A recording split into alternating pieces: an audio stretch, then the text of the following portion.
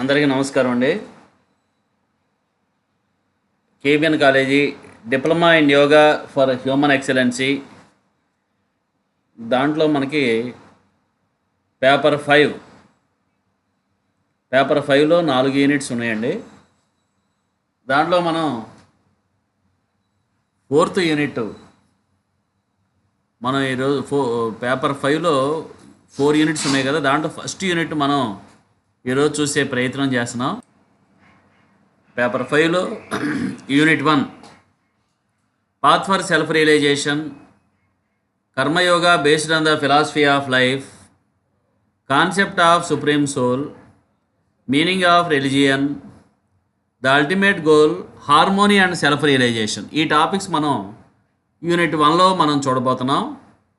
ముందుగా path for self realisation అంటే ఆత్మ సాక్షాత్కారానికి, స్వస్వరూప దర్శనానికి మార్గమేమి అనేటటువంటి విషయాన్ని మనకి ఇక్కడ చెబుతూ ఉన్నారు. సెల్ఫ్ రియలైజేషన్ అంటే యోగ భాషలో సత్యాన్ని తెలుసుకొనుట, సర్వవ్యాపి అయిన భగవంతుణ్ణి తెలుసుకొనుట అనేటటువంటి విషయం దాంట్లో మనం చూస్తూ ఉంటాం. అయితే ఇక్కడ గమనించాల్సింది, ఇక్కడ దేవుణ్ణి కనిపెట్టడం అని కాదు, ఆల్రెడీ మనలో ఉన్నాడండి. దేవుడు ఉన్నాడు మనలోనే. అంతర్యామి అన్నప్పుడు అంతటా ఉన్నాడు అని కదా దాని అర్థం. మరి నువ్వు చేయాల్సింది ఏంటంటే నీలో ఉన్నటువంటి ఆ దైవాన్ని గమనించగలగటం అనేటటువంటి విషయాన్ని తెలియజేస్తూ ఉన్నారు.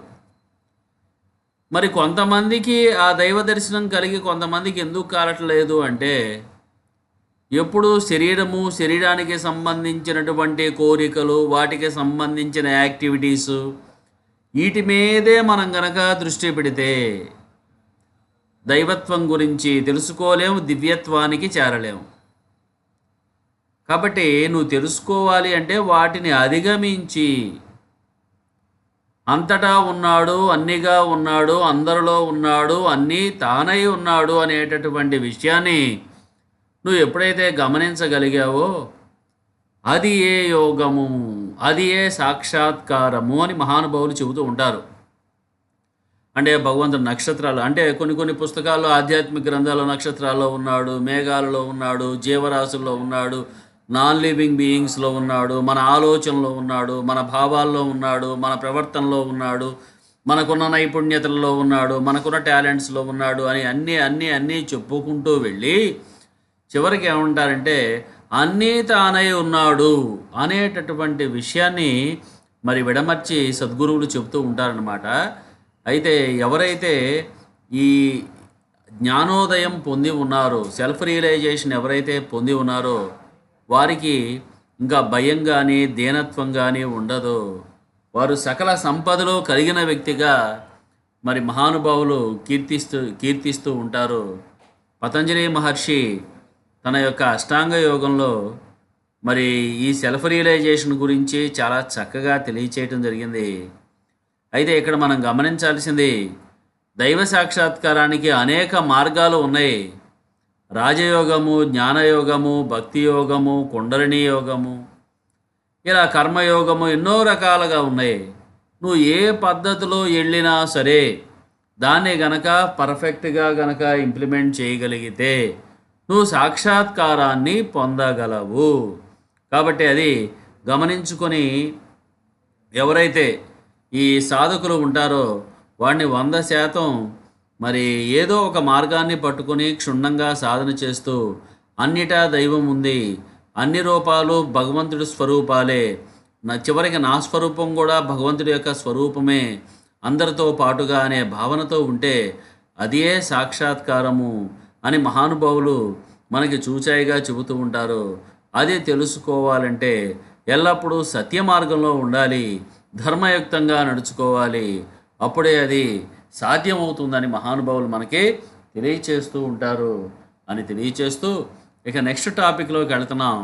అది karma yoga, basing on the philosophy of life.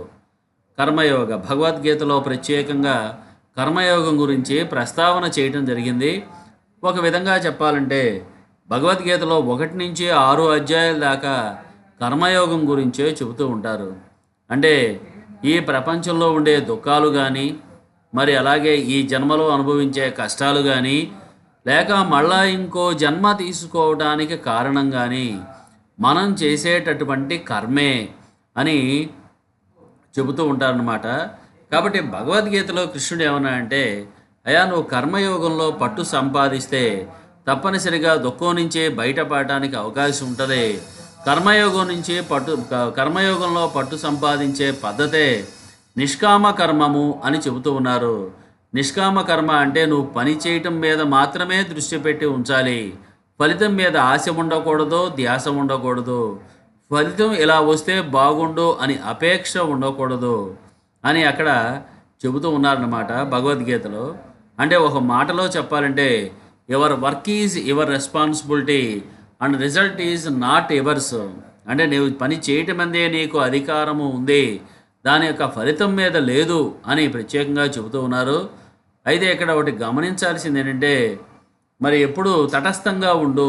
సుఖం వచ్చినా, దుఃఖం వచ్చినా, అవమానం వచ్చినా, లేకపోతే కీర్తి ప్రతిష్టలు వచ్చినా, ఎలా వచ్చినా సరే సమత్వ భావన కలిగి ఉండు. ఓకే, నువ్వు చేయాల్సిన కర్మ మీద మాత్రమే దృష్టి పెట్టి ఉండు. అదే కర్మ, అదే నిష్కామ కర్మ అని ప్రత్యేకంగా అక్కడ చెబుతూ ఉన్నారన్నమాట. ఇది భగవద్గీతలో కృష్ణుడు చెప్పటం. అంటే ఇక్కడ ఏం చెప్పారు? మానము, అవమానము, శీతలము, ఉష్ణము, సుఖము, దుఃఖము, ఇలాంటి వాటిని ద్వంద్వాలు అంటారు. ఈ ద్వంద్వాలను నువ్వు ఎప్పుడైతే అధిగమించావో అప్పుడే నువ్వు ఆ స్థితప్రజ్ఞ స్థితి పొందగలవు. ఈ స్థితప్రజ్ఞ స్థితి నీకు రావాలి అంటే ఫలితం మీద ఆశ లేకుండా నువ్వు ఎప్పుడైతే నిష్కామ కర్మ చేస్తూ ఉన్నావో అప్పుడు చిత్తం శుద్ధి అవుతుంది, మోహరహితంగా ఉంటుంది, పరమ ప్రశాంతంగా ఉంటుంది, తృప్తి భావన అనేది తన మనసుకి చేరుతుంది. అప్పుడు మనలో ఉన్నటువంటి ఆ దైవత్వాన్ని, దివ్యత్వాన్ని తెలుసుకోగలిగేటటువంటి అవకాశం ఉంటుంది అనేది అక్కడ ప్రత్యేకంగా చెబుతూ ఉన్నారు. అయితే ఇక్కడ కొంతమంది ఏమనుకుంటారంటే, నిష్కామ కర్మ అంటే ఎలాగో ఫలితం మీద మనకి దృష్టి లేదు కదా, కాబట్టి ఏదో చేద్దాంలే అన్నట్టుగా వర్క్ చేయొచ్చేమో అని అనుకుంటారేమో. అలా కాదు. మనం చేసే పని పట్ల ఎంత శ్రద్ధ ఉండాలంటే ఖచ్చితంగా మన మనసంతా ఇన్వాల్వ్ అయ్యి 100% ఎఫర్ట్స్ పెడుతూనే ఉండాలి. కానీ ఫలితం మాత్రం అనుకూలంగా ఉండాలనే వ్యామోహం మాత్రం ఆ వ్యక్తికి ఉండకూడదు అనేది ఇక్కడ ప్రత్యేకంగా చెబుతూ ఉన్నారని తెలియచేస్తూ, ఇదే నిష్కామ కర్మ. ఈ నిష్కామ కర్మ అంచెలంచెలుగా మనసులో చిత్తాన్ని శుద్ధి చేసి పరమాత్మ దర్శనానికి అది అవకాశం కల్పిస్తుంది అనేది మనం ఇక్కడ తెలియజేసుకుంటూ ఉన్నాం. ఇక నెక్స్ట్ కాన్సెప్ట్ ఏంటంటే కాన్సెప్ట్ ఆఫ్ సుప్రీం సోల్. ఇది 3వ టాపిక్లోకి ఇప్పుడు వచ్చాం మనం. Concept of supreme soul. Okay, ప్రపంచంలో దేవుణ్ణి తెలుసుకోవడానికి ఎంతోమంది ప్రయత్నం చేశారు. మరి చర్మచక్షువులతో అంటే కంటితో దర్శించాలని చేసిన ప్రయత్నం కాస్త విఫలమైంది అని మహానుభావులు చెబుతూ ఉంటారు. మరి ఎందుకని దైవాన్ని అందరూ దర్శించలేకపోతున్నారు? ఉన్నాడు అనే విశ్వాసం అయితే ఉంది, కానీ మరి దేవుడు ఇక్కడ ఉన్నాడు, ఇలా ఉన్నాడు అనేటటువంటి ప్రత్యేకంగా 100% ఎక్స్ప్లెయిన్ చేయలేకపోతున్నారు.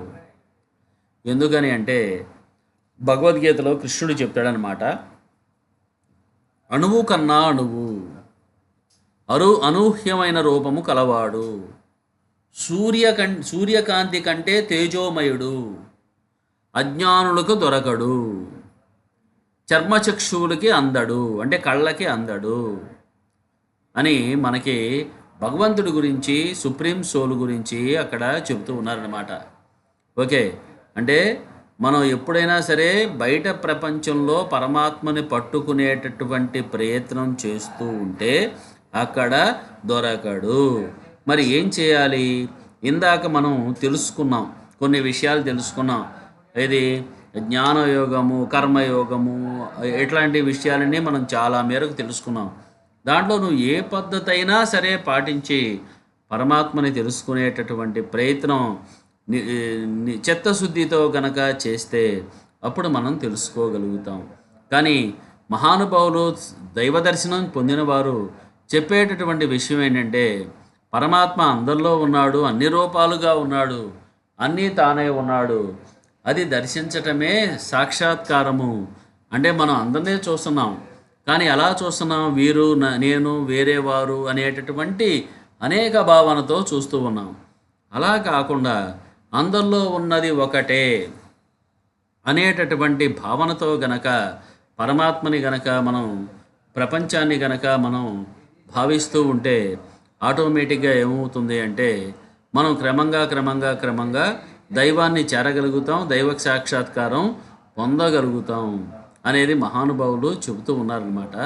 అయితే ఇక్కడ ఇంకొక ముఖ్యమైనటువంటి విషయం ఏంటంటే మన అరిచేతిని చూసినప్పుడు, ఎవరికన్నా మన అరిచేతిని అట్లా ఓపెన్ చేసి చూయించినప్పుడు వాళ్ళు ఏమంటారు? బొటన వేలు, చూపుడు వేలు, మధ్య వేలు, ఉంగరం వేలు, ఇట్లా ఒక్కొక్కటే మనం వర్ణిస్తూ ఉంటారు.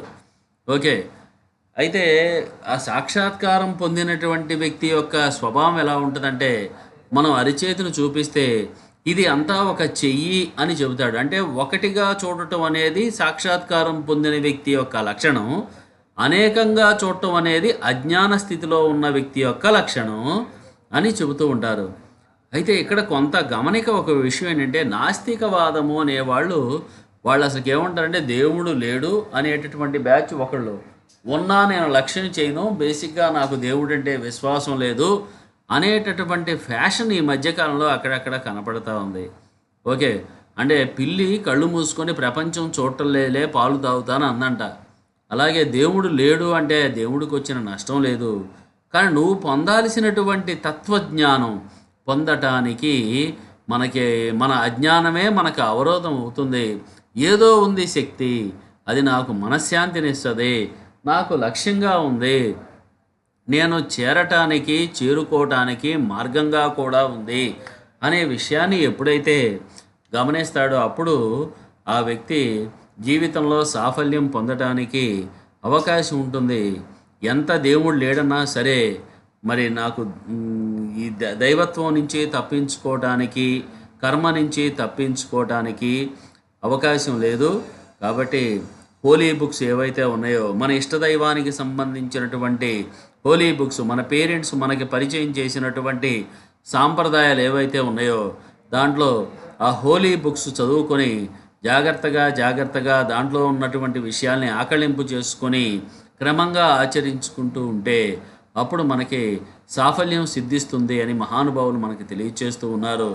అది ఒకటి మనం గమనిక చేసుకోవాల్సిన అవసరం ఎంతైనా ఉంది. అదే పరమాత్మ యొక్క దర్శనము అని చెప్పవచ్చు. ఇక నెక్స్ట్ టాపిక్ వచ్చేసి మీనింగ్ ఆఫ్ రిలీజియన్. మతం అనగానేమి? ఓకే. కొంతమంది పాశ్చాత్యులు ఏం చెప్పారంటే religion is means to ultimate transformation. అంటే మనలో సమూలమైనటువంటి పరివర్తన రావటానికి రిలీజియన్ చాలా ముఖ్యమైనది అని చెబుతూ ఉన్నారన్నమాట. ఓకే. మరి స్వామి వివేకానంద ఏమన్నారు? రిలీజియన్ను ఏం చేస్తుందంటే ఒక మృగాన్ని మనిషిగా చేస్తుంది, మనిషిని మహర్షిగా చేస్తుంది అని వివేకానంద అంతటి వాళ్ళు రిలీజియన్ గురించి చెప్పారు. అంటే రిలీజియన్లో ఏముంటాయి? ఏ మతం? ప్రపంచంలో 10,000 మతాలు దాకా ఉన్నాయి. నువ్వు ఏ మతంలో అయినా దైవత్వాన్ని చేరగలవు. అంటే మతం అనేది ఒక మార్గం లాంటిది. ఇంకో విధంగా చెప్పాలంటే సోషియో కల్చరల్ సిస్టమ్.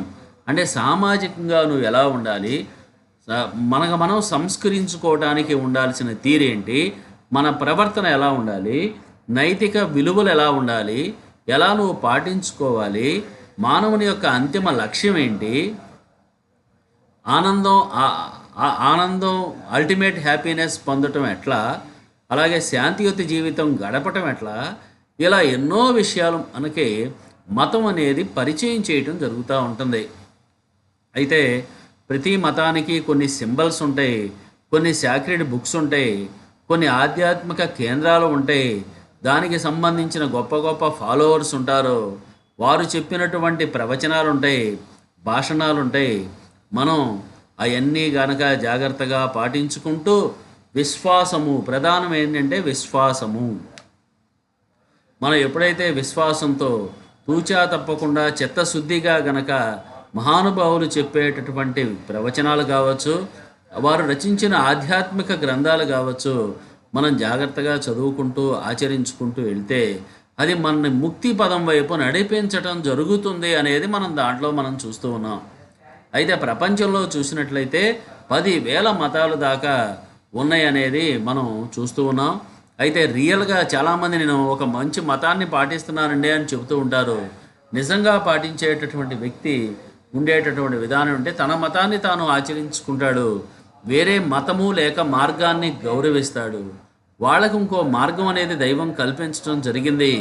ఆ మార్గంలో వెళ్ళినా సరే ఖచ్చితంగా మనం దైవత్వం చేరటానికి అవకాశం ఉంటుంది అనేటటువంటి నమ్మకము, విశ్వాసం ఉంటే తాను యథార్థాన్ని గ్రహించగలిగినట్లు, తాను తన యొక్క సాంప్రదాయంలో ఉన్నటువంటి కాన్సెప్ట్ని 100% ఆకళింపు చేసుకున్నట్టు అనేది మహానుభావులు చెబుతూ ఉంటారని తెలియచేస్తూ, ఇది కాన్సెప్ట్ ఆఫ్ రిలిజియన్కి సంబంధించి మనం చూసాం. నెక్స్ట్ ద అల్టిమేట్ గోల్ మానవుని యొక్క అంతిమ లక్ష్యము ఏంటి అనేటటువంటి కాన్సెప్ట్ మనం చూడబోతూ ఉన్నాం. ఓకే, అంటే మానవుని యొక్క అల్టిమేట్ లక్ష్యం అంటే బయట ప్రపంచంలో ఎతుక్కుంటూ ఏదో కనిపెట్టమని కాదు. ఏంటంటే నేను అంటే ఎవరు అని తెలుసుకోవటమే మనిషి యొక్క లక్ష్యం. నేను అంటే ఈ రక్తమాంసాలతో కూడుకున్నదా, లేకపోతే అంతకుమించి లోపల ఇంకా ఏమైనానా, నేను ఏంటి అనేటటువంటి విషయాన్ని తెలుసుకోవటం. అయితే శంకరాచార్య లాంటి వారు ఏమన్నారంటే అహం బ్రహ్మాస్మి అన్నారు. అంటే నేనే భగవంతుణ్ణి అని చెప్పారు. ఓకే, అంటే ఏంటి, నాలోనే భగవంతుడు ఉన్నాడు అని చెప్పిన వాళ్ళు ఒకళ్ళైతే, కాదు నేనే భగవంతుణ్ణి అని కూడా చెప్పడం చాలా ఆశ్చర్యానికి గురి చేస్తూ ఉంటుంది ప్రాథమిక దశలో అవగాహన లేని వ్యక్తికి. మనం చూస్తూ ఉన్నాం, నాబోటి వాళ్ళు అనుకుంటూ ఉంటాం నేను ఎట్లా భగవంతుడు అని. అయితే ఇక్కడ ఇంకా భగవద్గీతలో ఏమని చెప్తున్నారంటే ఈ సోల్ నెవర్ డైస్, అంటే మనిషి శరీరం ఒక జన్మ వదిలేసి ఇంకో జన్మలోకి సోల్ వెళ్తూ ఉంటుంది. అంటే శరీరం శాశ్వతంగా ఉండదు, అది వదిలివేయబడుతుంది. కానీ ఆత్మ మాత్రం శాశ్వతంగా ఉంటుంది. దాన్ని నీరు తడపజాలదు, అగ్ని దహించజాలదు, వాయువు ఆర్పివేయడం కూడా చేయలేదు. అంత గొప్పది ఆత్మ అంటే. ఓకే, శివాల మరణం అంటూ వస్తే కేవలం అది శరీరానికి తప్పితే అది ఇంకా ఆత్మని చంపలేదు అనేటటువంటి విషయాన్ని తెలుసుకోవటం చాలా ముఖ్యమైనది. కాబట్టి మరి ఒక ముఖ్యమైన ప్రశ్న చాలామంది మహానుభావులు ఏమంటారంటే, సరే సార్, మరి మన లక్ష్యం ఏంటి, ఈ జన్మ తీసుకున్నాం, బాగా కోట్లు సంపాదిస్తూ చాలామంది కనపడుతూ ఉన్నారు, అదే లక్ష్యంగా పెట్టుకోవాలా అంటే కోట్లు సంపాదించాల్సిందే, కోటీశ్వరుడు అవ్వాల్సిందే, కోట్ల మందికి ఉద్యోగాలు ఇవ్వాల్సిందే. కానీ అది జరుగుతూ నీ లక్ష్యంగా అది పెట్టుకోకుండా అది నీకున్న టాలెంట్ని బేస్ చేసుకుని అట్లా సమాజానికి సర్వీస్ చేస్తూనే ఇంకోవైపు నేను ఎవరు అనేటటువంటి ఆలోచన తరచుగా చేస్తూనే ఉండాలి. లేదనుకోండి, అంటే మచ్ వాంట్స్ మోర్ అనే రోగాన్ని బారి పడతారనమాట. మచ్ వాంట్స్ మోర్ చాలా ఉంది, ఇంకా ఆశిస్తాడు ఆ వ్యక్తి. అలా మనం చూస్తూ ఉన్నాం. కొన్ని సంవత్సరాల తరబడి చూస్తూ ఉన్నటువంటి విషయం ఏంటంటే, మరి ఎప్పుడు చూసినా సరే తృష్ణ అనేది మనిషిని ఇబ్బంది పెడుతూ ఉంది. తృష్ణ అంటే విపరీతమైనటువంటి కోరిక. మరి ఈ కోరిక వల్ల కోపం వస్తుంది, కోపం మాత్రమే కాకుండా దుఃఖం వస్తుంది. ఇంకా మనిషి జీవితం అనేది క్రమంగా నిర్వేదంలోకి వెళ్ళిపోయే అవకాశం ఉంటుంది.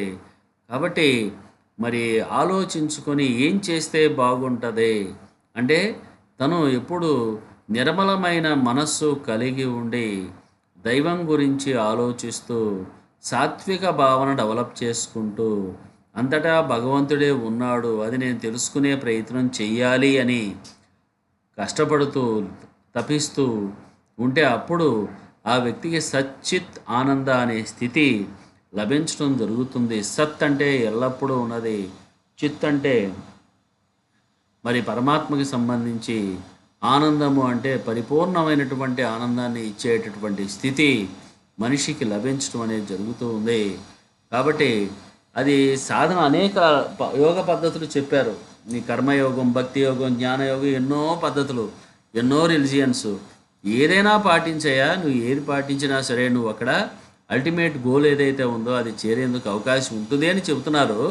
చెప్పి మరి అసలుకి చాలా కష్టం అండి, నా వల్ల కావట్లేదు దాన్ని ఆచరించడం అనుకునే వ్యక్తికి భగవద్గీతలో కృష్ణుడు చెప్పినటువంటి విషయం ఏంటంటే, ఓకే, ఆ, నువ్వు ఏ పనులు చేసినా సర్వధర్మాన్ పరిత్యజ్య అని ఒక శ్లోకం ఉంటుందన్నమాట. 18వ అధ్యాయంలో ఉంటుంది. అంటే నువ్వు చేసేటటువంటి అన్ని కర్మలు నాకు అర్పించి నన్ను శరణు వేడు, నేను నిన్ను రక్షిస్తాను. అంటే ఎందుకని రక్షిస్తున్నాను? నువ్వు నన్ను శరణ వేడి ఏం చేస్తున్నావు? నువ్వు పనులు చేసి, అంటే అన్ని కర్మలు అంటే చెడు కర్మలు కాదండి, అన్ని మంచి కర్మలు చేయగలిగినంత చేసి ఆ ఫలితాన్ని నేను కాదు ఆ భగవంతుడు సహాయం చేయబట్టే ఈ మంచి పనులు చేయగలిగాను అని అనుకుంటూ ఉంటే అప్పుడు నీలో ఉన్న అహంభావం తొలగిపోతుంది. అప్పుడు దైవత్వానికి దగ్గర అవ్వటం జరుగుతుంది అనేది ఒక ఉపాయాన్ని అక్కడ ప్రత్యేకంగా చెప్పటం అనేది జరిగింది. అలాగే ఇంకొక ముఖ్యమైన విషయం ఏంటంటే, ఎవరైతే కామక్రోధాలకు దూరంగా ఉంటారో, ఎవరైతే సుఖము దుఃఖము అనే వాటిని ఆశించకుండా న్యూట్రల్గా ఉంటారో ఆ వ్యక్తికి పరమాత్మ దగ్గరవుతాడు, పరమాత్మకి తన మనసు దగ్గరవుతుంది అనేటటువంటి విషయాన్ని అక్కడ ప్రత్యేకంగా చెబుతూ ఉన్నారు. అయితే నరకప్రాయమైనవి 3 అని కూడా చెప్తున్నారు. నరకానికి మార్గాలు ఏంటి? కామ క్రోధ లోభ. ఈ 3 చాలా చాలా ప్రమాదమైనవి అన్నమాట. నేను నాది అనేటటువంటి భావాన్ని తీసుకొస్తూ ఉంటాయి. కాబట్టి వాటిని అధిగమించడానికి ప్రయత్నం చేయి. నా వల్ల కాదు అంటే నిష్కామ కర్మ చెయ్యి. నిష్కామ కర్మ అంటే ఎటువంటి ఫలితం ఆశించకుండా చెయ్యి. అది కూడా నా వల్ల కాదు అంటావా? అది కూడా నా వల్ల కాదు అంటే అప్పుడు నువ్వు చేసే మంచి పనులన్నిటినీ పరమాత్మకి అర్పించి నువ్వే నన్ను రక్షించాలి అని ఎప్పుడైతే నువ్వు కోరుకున్నావో ఆయన మన్ని రక్షించి ఉద్ధరణ వైపు తీసుకెళ్లేందుకు అవకాశం ఉంటుంది అని మహానుభావులు మనకి తెలియజేస్తూ ఉన్నారు. అప్పుడే సచ్చిత్ ఆనందం అనేది ఆ వ్యక్తికి లభించడం జరుగుతుంది. మనకు చూసారా, ఈ చాప్టర్లో అన్ని విషయాలు ఎటు చూసినా సరే భగవంతుడి దర్శనము, ఆధ్యాత్మిక ప్రగతి అనేటటువంటి అంశాలే మనకు బాగా తగులుతూ ఉన్నాయి. నెక్స్ట్ టాపిక్ వచ్చేసి హార్మోనీ అండ్ సెల్ఫ్ రియలైజేషన్. ఒక అద్భుతమైనటువంటి టాపిక్స్ ఏవైతే ఉంటాయో వాటిల్లో ఒకటి హార్మోనీ అండ్ సెల్ఫ్ రియలైజేషన్ అనేటటువంటి టాపిక్ అన్నమాట. హార్మోనీ అంటే సామరస్యము అని మనకు తెలుసు. సెల్ఫ్ రియలైజేషన్ అంటే స్వస్వరూప దర్శనము అని కూడా మనకు తెలుసు. ఈ రెండు. అయితే ఇక్కడ మనం ఈ మధ్యకాలంలో మనకి ఎడ్యుకేషన్లో హార్మోనీ అనే కాన్సెప్ట్ తరచూ వినపడతా ఉంది. అంటే ఎవరి పట్ల హార్మోనీ? ఫిలాసఫర్స్ ఏం చెప్తున్నారో పుస్తకాల్లో అంటే నీ పట్ల సామరస్యంగా ఉండు, నీ కుటుంబం పట్ల సామరస్యంగా ఉండు, సమాజం పట్ల సామరస్యంగా ఉండు, ప్రకృతి పట్ల సామరస్యంగా ఉండు అని చెబుతూ ఉన్నారు. నువ్వు సామరస్యంగా లేకపోతే అన్ని చోట్ల గందరగోళమే. నీ కుటుంబంలో కానీ, నీలో కానీ, నీ సమాజంలో కానీ. ఇప్పుడు చూడండి, అనేక రకాల దాడులు సమాజంలో చూస్తూ ఉన్నాం. హింసలు విపరీతంగా జరుగుతూ ఉన్నాయి. ఇదంతా దేనివల్ల అంటే బికాజ్ ఆఫ్ డిస్హార్మోనీ. అంటే డిస్హార్మోనీ అంటే సామరస్యం లేకపోవటం అనేది మనం అక్కడ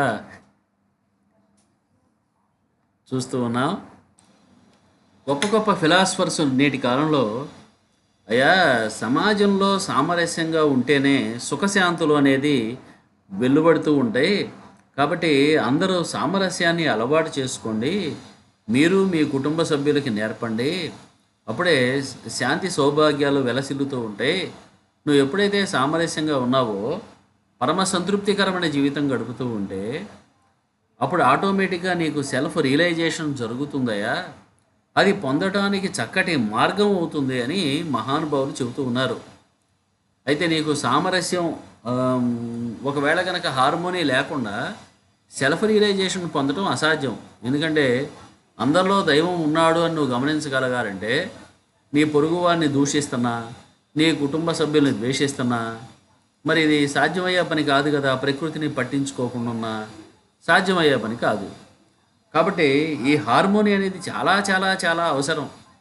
ఆ హార్మోనీ అంచెలంచెలుగా అందరిలోనూ నిన్నే చూసుకుంటూ ఉంటే చివరికి అది సాక్షాత్కార దిశగా నిన్ను ప్రయాణం చేయించటం అనేది జరుగుతూ ఉంటుంది. అలాగే నువ్వు ఎప్పుడైతే సెల్ఫ్ రియలైజేషన్ పొంది ఉన్నావో నువ్వు అందరితోనూ అనివార్యంగా అందరిలోనూ దైవం ఉంది అని భావించి సౌమ్యంగా ఉండటం అనేది జరుగుతూ ఉంటుంది. కాబట్టి మరి ఈ హార్మోనీకి సెల్ఫ్ రియలైజేషన్కి మధ్య సంబంధం ఉంది. నువ్వు సామరస్యంగా ఉంటే సాక్షాత్కార దిశగా నువ్వు వెళ్ళేందుకు అవకాశం ఉంటుంది. నువ్వు గనక సాక్షాత్కారం పొందితే నువ్వు అందరితోనూ సామరస్యంగా ఉండేందుకు అవకాశం ఉంటుంది. నువ్వు సాక్షాత్కారం పొందిన వ్యక్తివైతే మరి డిస్హార్మోనీ అనేది అక్కడ వ్యక్తం చేయవు. నువ్వు హార్మోనీలో మరి ఉంటూ సెల్ఫ్ రియలైజేషన్ ఈజీగా పొందడానికి అవకాశం ఉంటుంది. నేను ఉండను అంటే సెల్ఫ్ రియలైజేషన్ పొందే ఛాన్సే ఉండదు. నువ్వు రియలైజేషన్ పొంది కూడా సామరస్యంగా లేవంటే నువ్వు అనుకునేది రియలైజేషన్ యథార్థమైన రియలైజేషన్ కాదు. కాబట్టి రియలైజేషన్ పొందిన వ్యక్తి అయితే అందరితో సామరస్యంగా ఉంటాడు. అందరితో సామరస్యంగా ఉండే వ్యక్తి అయితే రియలైజేషన్ పొందుతాడు. ఇది పరస్పరం ఒకదాని మీద ఒకటి ఆధారపడి ఉంటుంది అని మహానుభావులు మనకు తెలియజేస్తూ ఉన్నారని తెలియజేస్తూ దాదాపు ఒక 5-6 టాపిక్స్ దాకా మనం ఇక్కడ పేపర్ 5 యూనిట్ 1లో చూసాం. డౌట్స్ వస్తాయి, 1-2 సార్లు జాగ్రత్తగా వినండి. పుస్తకం దగ్గర పెట్టుకొని 1-2 సార్లు చదవండి. డౌట్స్ వస్తాయి. వచ్చిన తర్వాత మళ్ళా ఒకసారి వినండి. ఆ తర్వాత జాగ్రత్తగా ఒక పుస్తకం మీద రాసుకొని నేను ఎప్పుడైతే కాలేజీకి రమ్మని చెప్పానో అంటే మనకి షెడ్యూల్ చెప్తాం కదా, అప్పుడు మీరు వచ్చి ఆ డౌట్స్ క్లారిఫై చేసుకోవాలి. అలాగే మనం అనుకున్నట్టుగా ఎగ్జామినేషన్స్ కూడా మనం కండక్ట్ చేసుకుంటాం. ఇది వాటికి సంబంధించి అలాగే ఎదురుగా కొన్ని క్వశ్చన్స్ కూడా అడగటం జరుగుతూ ఉంటుంది. కాబట్టి జాగ్రత్తగా ప్రిపేర్ అవ్వడం తెలియజేస్తూ thank you all of you.